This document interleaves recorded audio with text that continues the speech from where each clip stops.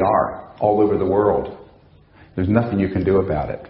And we're going to collect all the evidence, and we're going to bring it out to the people, and we're going to tell the truth, and we're going to bring out the energy systems that have been withheld and release the people of the world from the economic slavery of a zero-sum game of fossil fuels. And he looked at me and he said, well, I said, what are you going to do about it? And he said, I guess we'll have to see. Later I learned he was very jealous. Why? ¿Por qué? Because this man was in a black box. A little black box. Aquí. Nada. Nada. And he was trapped. And you know what's wonderful about all of us? Because I'm nobody. I'm just a country doctor from Virginia. We're free. They don't own my soul. Not the intelligence community, not the military, not the oil cartels, not the money whores. We're free.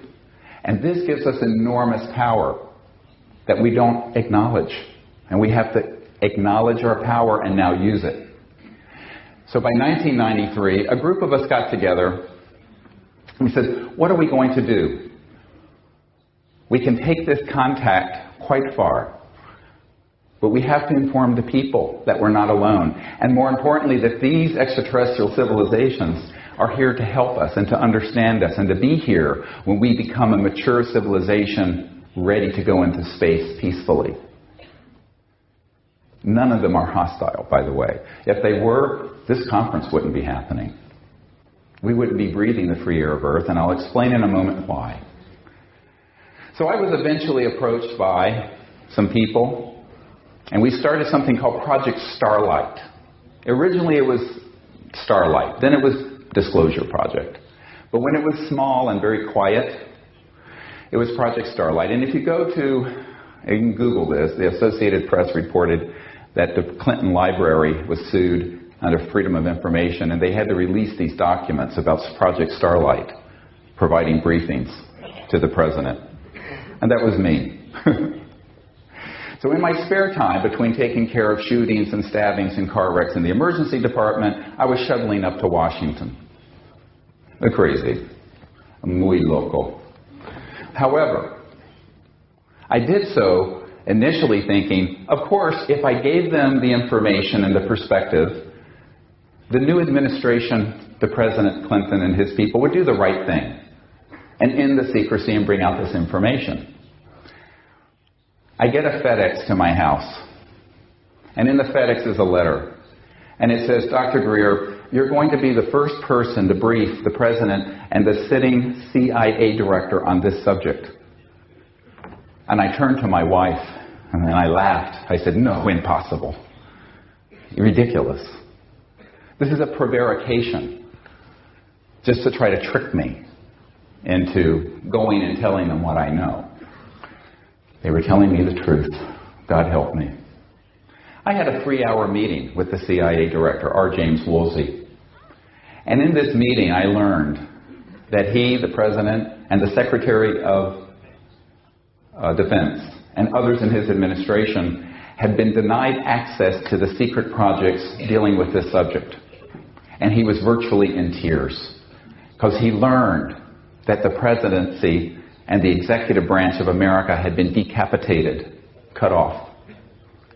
This is precisely what Eisenhower warned about when he said, beware the military-industrial complex. He was not anti-military.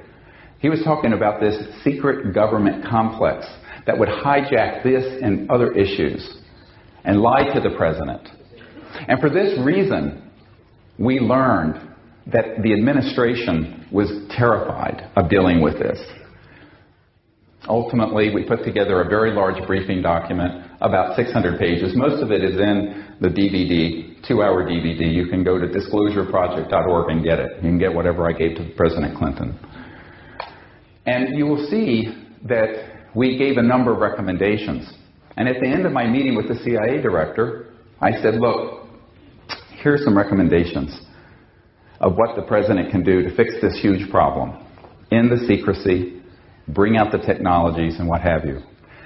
And the CIA director Woolsey turned to me and he said, "How do we disclose that which we don't have access to?" It was a terrible moment. Terrible, really. Now, I'm one of the few people living who has had these sort of meetings. And in the aftermath of this meeting, I learned that the president himself had been denied access, as well as his chief of staff and others. One of his friends later came to my home and said, "Dr. Greer, the president's very supportive of what you're recommending, but he's concerned that if he does this action, he will end up like John F. Kennedy, assassinated." And I burst out laughing. I started laughing. I thought he was joking. He was not joking. He said this in front of my children. I have 4 daughters. And I thought, my God, be quiet now. And at that moment, I realized I had really stepped into a situation.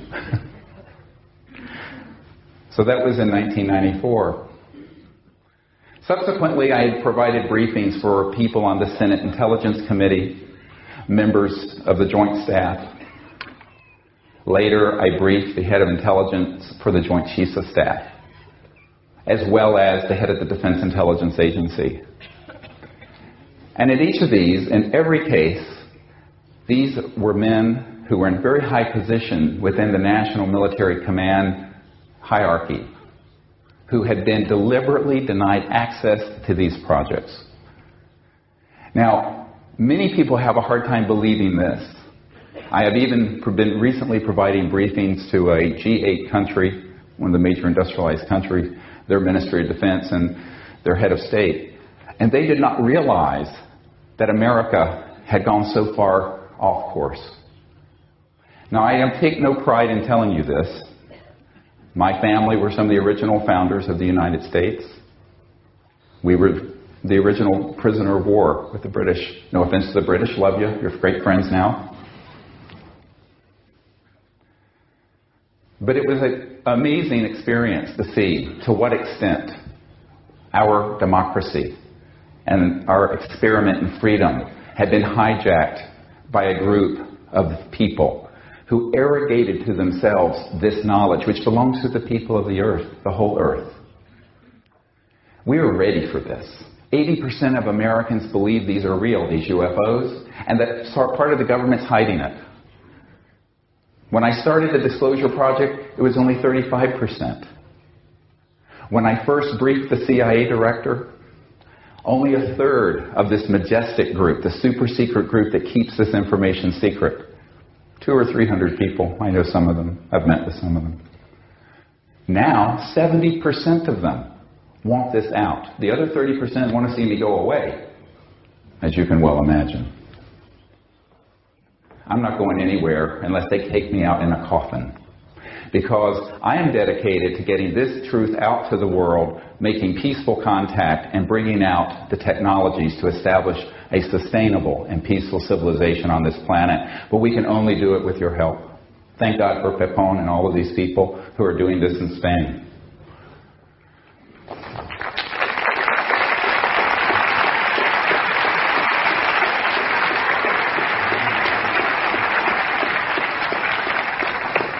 Excuse me for taking my jacket off. It's mucho calor aquí, no? Oy, I'm a bodybuilder. Okay, so loco americano. You have to keep yourself strong to do this work. I'm an old guy anyway. I have 2 grandchildren. So anyway, the point is that I'm making is that over the course of these years, we continue to make contact, and yet we continue to find that the governments of the world were either afraid or, in most cases, completely uninformed in the control of these projects. Now, it is different in Europe than it is in America, and let me explain why. The United States has a black budget, a secret unacknowledged budget. And the proper term is an unacknowledged special access projects, USAP. These are projects for which there is no constitutional oversight by Congress and no knowledge by the President. Completely. At this time, between 100 billion and 200 billion US dollars a year, every year, are going into those projects. That is more than the defense budget of any other country in the world. In other words, America's Department of Defense and intelligence community loses more money than any other country spends. This is nuts. We don't even have health care in America. So the situation has become so out of balance that it has got to be corrected. And this is the situation, how serious it has become. I want you to put up on the screen, if you will, the secret document. And I'm going to explain this to you. This document is from the National Reconnaissance Office, Central Security Service.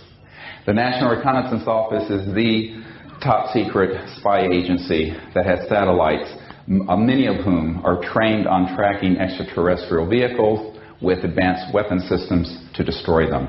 This is a crime against humanity. This is a restricted special security advisory, blue fire. And here's your distribution list. Look at the second one, Royal Ops. Look at this one, Cosmic Ops. I think Bob Dean may have told you about the cosmic clearance. Here it is in a 1991 document. Now this has not been declassified. I have thousands of these. Don't ask me where I got them, because I'd have to kill you. No, I wouldn't kill you. No, don't worry. Just joking. I hope people have a sense of humor. You better get one. Magi Ops. This is Majestic. Magi Ops. Magi Op. ComSec Ops. And it goes down. And here are some of the code numbers. Now I want you to look at these. Red Flag Military Operating Center. Dark East Military Operating Center. Dark South. Pahut Mesa. That's in Area 51. No one calls it that in the business. Sally Corridor. Groom Lake. Dreamland. Ground Star. Blackjack Team. Blackjack Control is at Edwards Air Force Base in that facility. I know where all these are. I've been to most of them. Roulette Team. Aquatech. Sea Spray. This is near the top of the document that I gave to President Obama and his Secretary of Defense, Bob Gates, and his new CIA director. It is also a document that I had shared with a man, an admiral, who was J2, the head of intelligence for the Joint Chiefs of Staff, Intelligence Directorate, an admiral.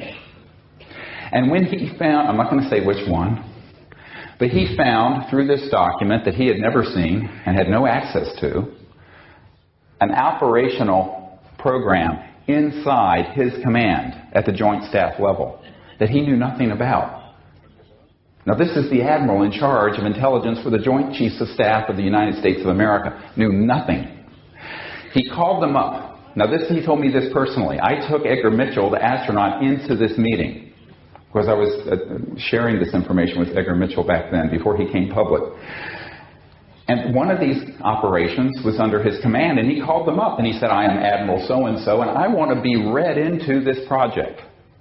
Read into means briefed. It's military speak. And you know what happened? The people on the other end of the phone said, yes, Admiral, we know who you are. But we cannot discuss this with you. You do not have a need to know. And he was furious. And he said, God damn it, if I don't have a need to know, who does? I'm the head of intelligence for the Joint Chiefs of Staff.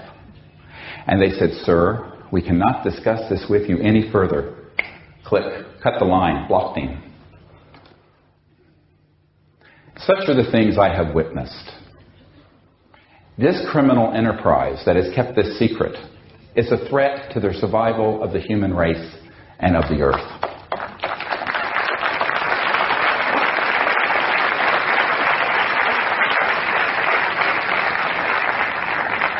And you need to understand that the majority of people, even in the military establishment in America, and in the Senate Intelligence Committee, and in the White House, do not have access to these projects, and when they learn of them, they are either threatened or blocked. So this is a serious problem. And this is why the President of Spain, if he is listening, and the President of France, and Great Britain, and China, need to gather together with Mr. Obama and show him some sympathy because the situation is dire in America. And say, we will stand shoulder to shoulder with you if you will step forward with us and end the secrecy and get these projects under control and bring out the promise of these new technologies, and we will restart our civilization on a sustainable path. Now, they may not do it. If they don't do it, guess what? It's going to happen anyway.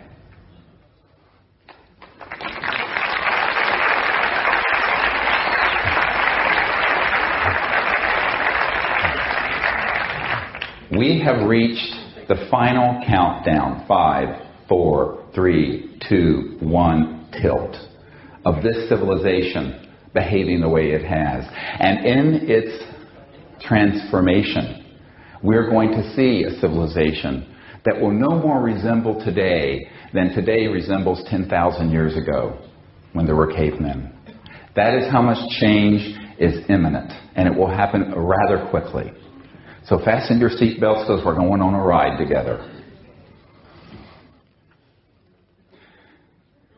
The people of the leadership of the world ultimately need our guidance.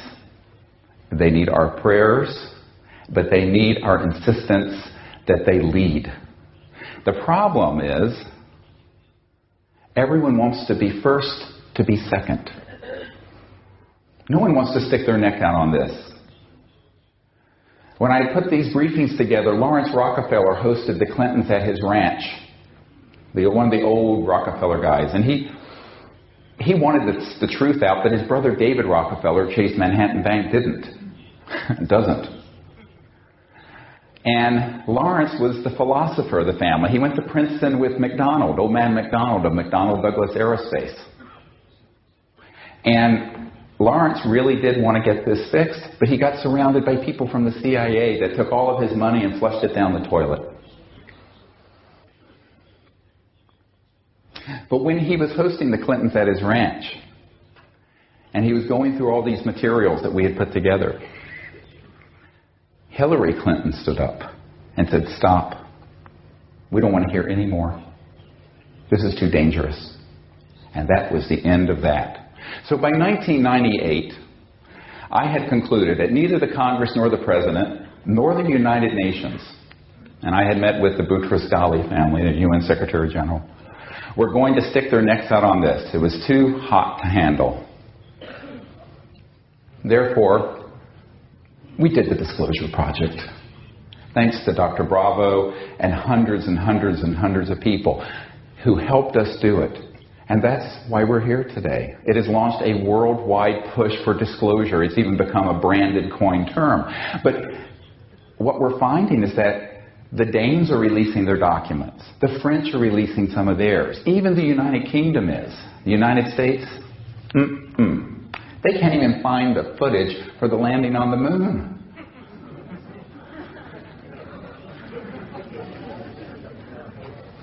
Now, everyone thinks that just because you're in the CIA or something like this that you know about this stuff. Nothing could be further from the truth. Most of those guys couldn't find their ass in a well-lighted room with both hands.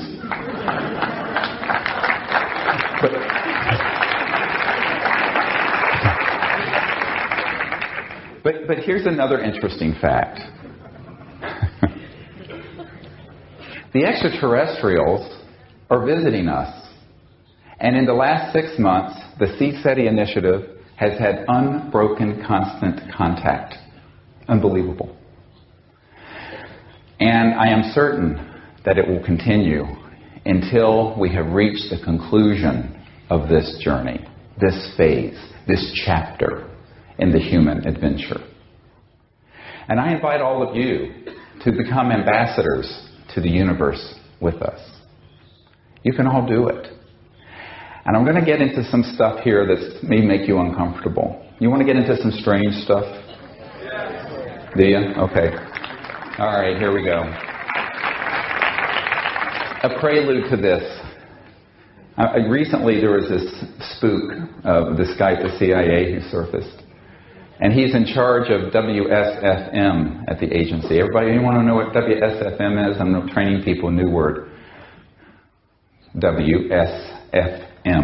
It stands in English for Weird Science and Frickin' Magic. And that is actually what it's called in the classified world in America. All the technologies and all the things that deal with trans-dimensional physics. Things that go faster than the speed of light. Things that resonate at resonant frequencies beyond matter, beyond the electron, beyond the speed of the photon. And guess what? Most of what exists in the cosmos is resonating beyond the speed of light. Now we're going to get into some interesting stuff. Let me go back to 1993. And I'm having this dinner with the CIA director and his wife. And my wife, God bless her. Can you imagine putting up with this? Plus, how many doctors' wives let their husbands leave their career to do this craziness for free? Anyway, she's a saint. In the Peace Corps, they called her Saint Emily. She's an amazing woman. And we're sitting there, and the cover story for this meeting was a dinner party. The hostess didn't even know who was coming to dinner, because her husband said, I can't tell you who's coming to dinner till they get here. And of course, who shows up? This expert on extraterrestrial intelligence and UFOs, and the sitting CIA director with his wife. But Dr. Woolsey, who was the wife of the CIA director, was the chief operating officer of the National Academy of Sciences, the most prestigious scientific entity in America. And I thought, oh, how fortuitous. She asked a question that I almost didn't answer, but I'm glad I did. Because she said, look, how are these civilizations communicating across the vastness of space? And I thought to myself, do I tell her the truth and lose all credibility? Or do I sound scientific and tell her a lie? I said no. She asked, I'm going to tell her the truth. So here is what I told her. Look, the Milky Way galaxy is 100,000 light years across. That's the distance that a beam of light going at 186,000 miles per second covers in 100,000 years. Enormous. But that's one galaxy out of billions of galaxies. And I said that if a star system in our neighborhood, which is only 1,000 light years, 1% of the way across the Milky Way galaxy, is visiting Earth, and they are, if they were using AT&T, or whatever your telecom is here, using the speed of light, for them to call home and say, hello, how are you today? And for them to get the answer, fine, thank you very much. That just took how long? 2,000 years, round trip. The time since the birth of Christ. To say hello, and how are you? Fine, thank you. The speed of light is too damn slow. A priori, the technologies, all interstellar technologies, are transdimensional. And the heart of that science is consciousness. Because they have technologies that interface directly with thought, coherent thought. Like a laser is coherent light. Like this. This is a laser. So, what I am now telling you is that we have sort of discovered, as many others around the world have over many thousands of years on Earth, the Rosetta Stone of extraterrestrial contact. And it is the SETI project. It is not radio telescopes. It is not rockets. It's not microwave antennas. It's not even pulsed microwaves. They are technologies that are WSFM, and they're transdimensional, and they cross straight into consciousness and thought and awareness. And how many people here have had some contact with an extraterrestrial spacecraft or being, and there has been a mental component to it? How many? I just want to see. with consciousness or thought. It is the most common way. Moreover, the most common way that they will contact humans is in the lucid dream state. Oh boy, here we go. Now this is going to get crazy. What is this? Dreamland. Now I'm going to tell you a reason why it was named this. Because when you are on a man-made, experimental, alien reproduction vehicle, and they go into that kind of trans-dimensional mode, it is like you're in a lucid, precognitive, or a lucid dream state. It's real, but it's very dreamy. Because you have just phased beyond the speed of light. Now, Ben Rich, who was the head of Lockheed Skunk Works for a number of years, told us 3 things before he died. And Lockheed Skunk Works is where they built the U-2 and all the secret stuff. And my uncle's company was Northrop Grumman. And of course, though, I knew that. And interestingly, the technologies they have developed are so advanced that he admitted this to us. That number one, there are no private conversations anywhere on Earth. This is the head of Lockheed Skunk Works, Lockheed. Number two, that anything you can imagine, like Star Trek, what have you, has already been done at Lockheed Skunk Works. And number three, we already have the technologies to travel among the stars faster than the speed of light. In fact, we can take E.T. home. Now, some of the people standing around thought the old man had lost his mind. He was not kidding. And so when I was talking to the wife of the CIA director, I said, look, we have developed protocols that involve the ability to go into deep states of consciousness. The old-fashioned term might be nirvana or samadhi.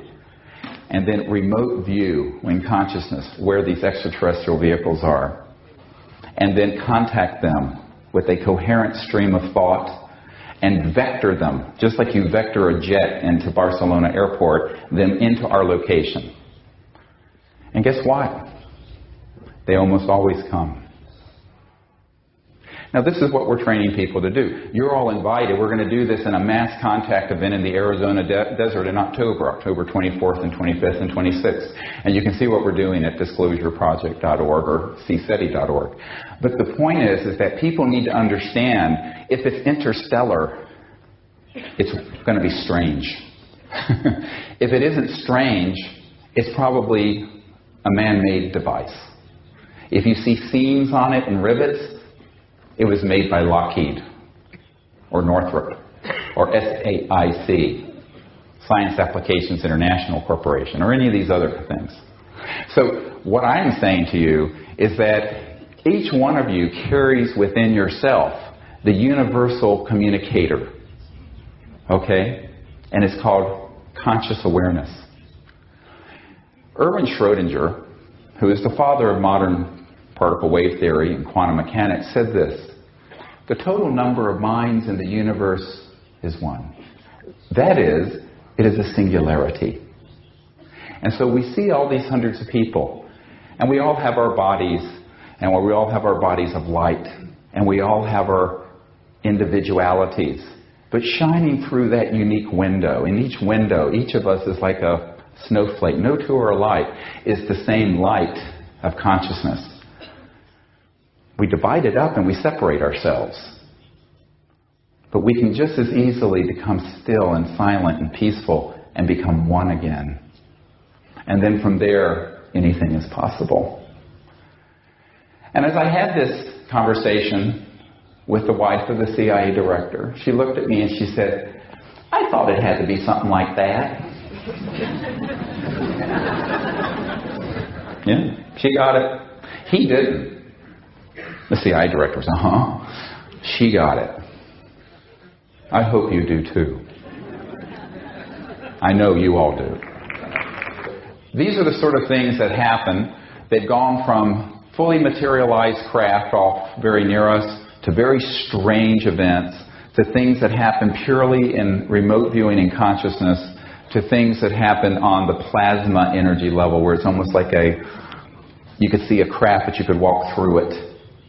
Because extraterrestrial technologies are the ultimate WSFM, weird science and frickin' magic.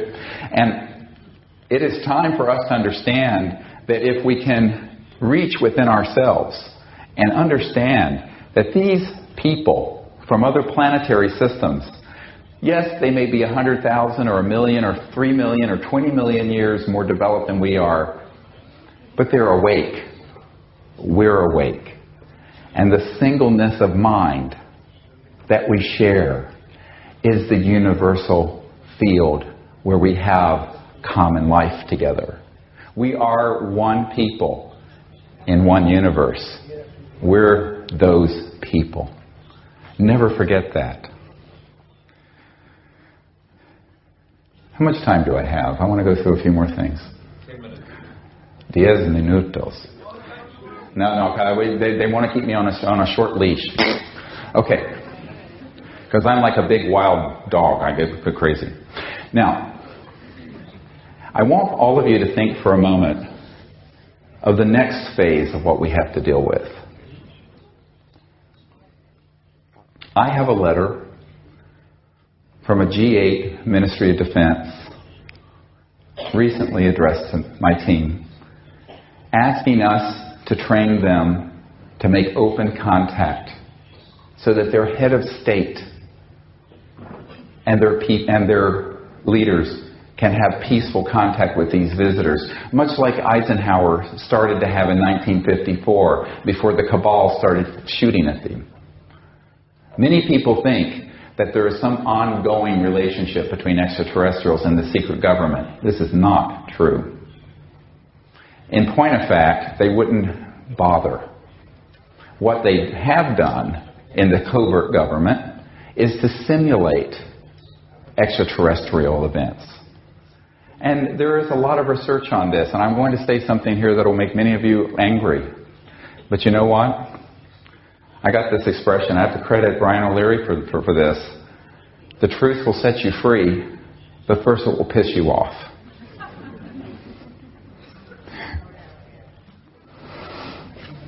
There is a highly classified project, and this is a big part of the information I'm having to provide to the President and to others, that was hatched in the 1950s, to set up a nexus of fear so that the people of the world would accept the costs of interplanetary war.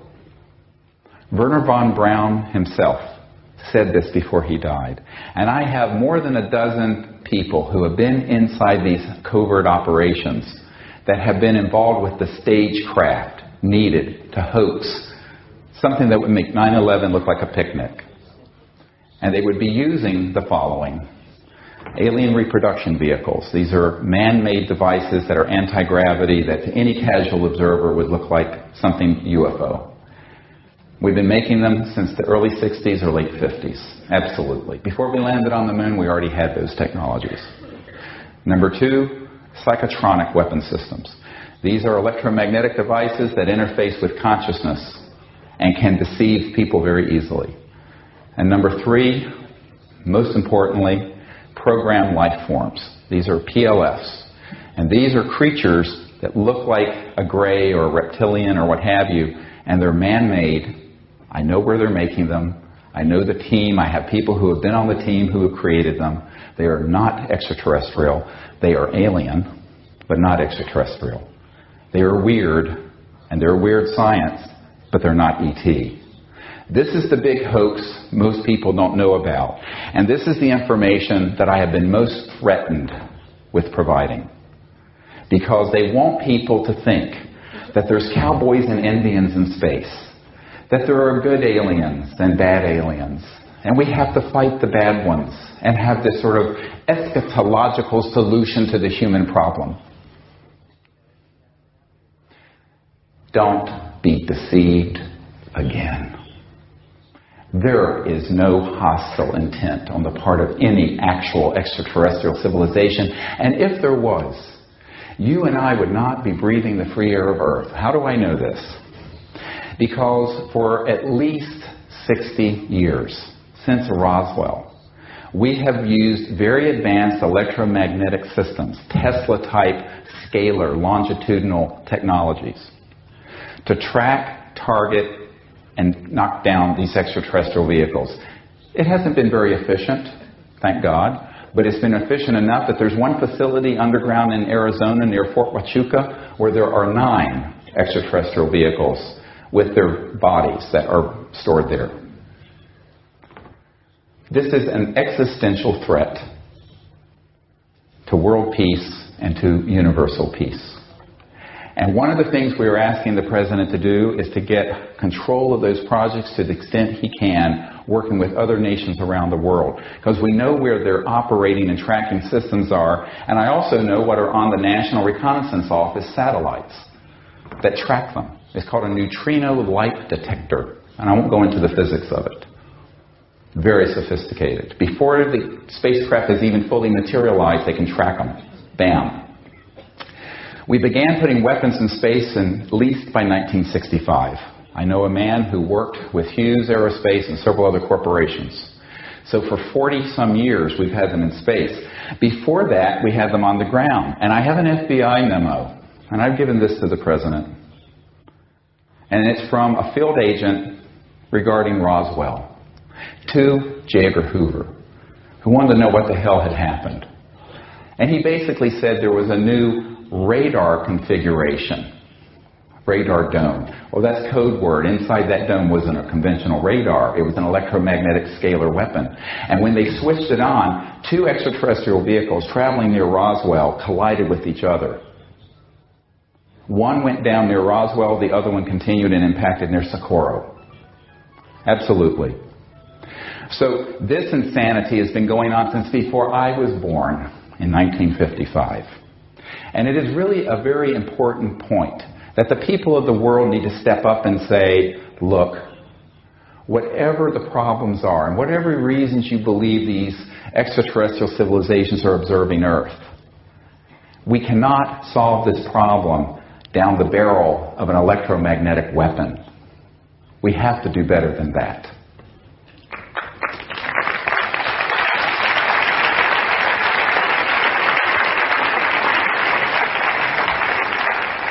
Now, I know I'm bringing up more questions than answers, because what can you do in an hour? But I want to leave you with this vision, because this is the vision that we must see in our meditations and in our prayers, and in our speech and in our thoughts. And that is a completely transformed planet. A planet where we are living here together in peace. And that we go into space only in peace. And that the technologies long withheld from the children of the earth are unveiled and are vouchsafed to the children of the earth for peaceful purposes. Because when we do that, we will end poverty on this planet. We will stop the killing of our biosphere. And we will establish a sustainable civilization where energy will be free and non-polluting. And in that new civilization, we will be able to evolve on this planet as a civilization enlightened in peace together. And from now into 1,000 years from now, phasing into 500,000 years from now, we will become extraterrestrial people to other worlds. And this is our future. And right now, think of it. Can you hear the babies calling? The children. 20,000 generations waiting to come behind us here. 20,000 generations.